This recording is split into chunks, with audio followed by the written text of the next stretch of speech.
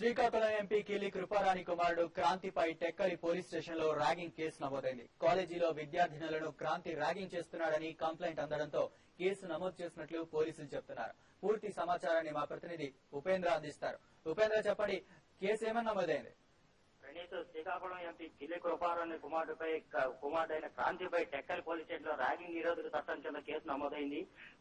టెక్కల్ లో క్రాంతి చదువుతున్న ఆదిత్య ఇంజనీరింగ్ కాలేజీలో సహచర విద్యార్థులపై ర్యాగింగ్ పాల్పడుతున్నాడనే పోలీసులకు ఫిర్యాదు రావడంతో పోలీసులు ఎంపీ కొడుకుపై ర్యాగింగ్ కేసు నమోదు చేశారు.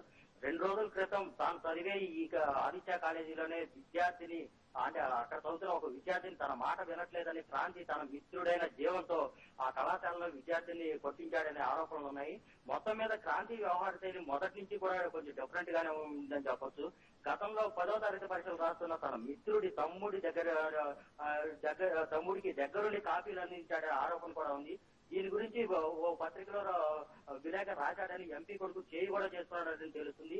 ఇక కాలేజీలో కూడా క్రాంతి ఎంపీ కొడుకునని అహం చూపిస్తున్నాడనే సహచర విద్యార్థులు కూడా చెప్తున్నారు.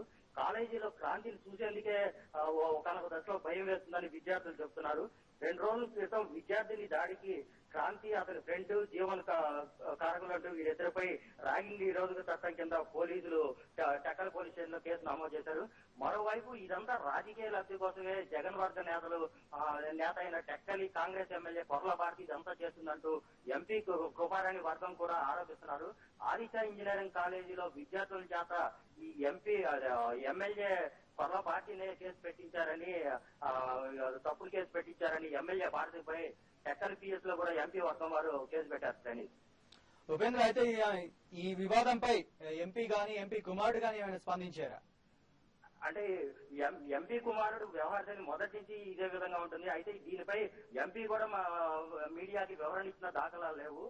అంటే దాదాపుగా కుమారుని సమర్థిస్తుందనే చెప్పాలి. ప్రణీత్, కాలేజీ యాజమాన్యం ఏమైనా స్పందించిందా దీనిపై? యాజమాన్యం అంటే ఇది పూర్తిగా అసలు ఈ కళాశాలలో ఈ ఎంపీ కొడుకు ఆగడాలకు అసలు అడ్డుకట్టే లేకపోయిందని సహచర విద్యార్థులు చెబుతున్నారు. అయితే కళాశాల యాజమాన్యం అయితే ఎంపీ కుమారుడు అది ఎంపీ రెసిడెన్స్ వచ్చేసి లోకల్ టెక్కలు కావడంతో ఆదిత్య ఇంజనీరింగ్ కాలేజీ విద్యార్థులు కూడా ఎంపీ కుమారుడిపై ఎటువంటి యాక్షన్ తీసుకోవడానికి కూడా భయపడుతున్నారు. అంటే ఎంపీ అధికార దర్పంతో తమనేమన్నా చేస్తుందేమో వీరు భయపడుతున్నారు. Okay, thank you very much Upendra.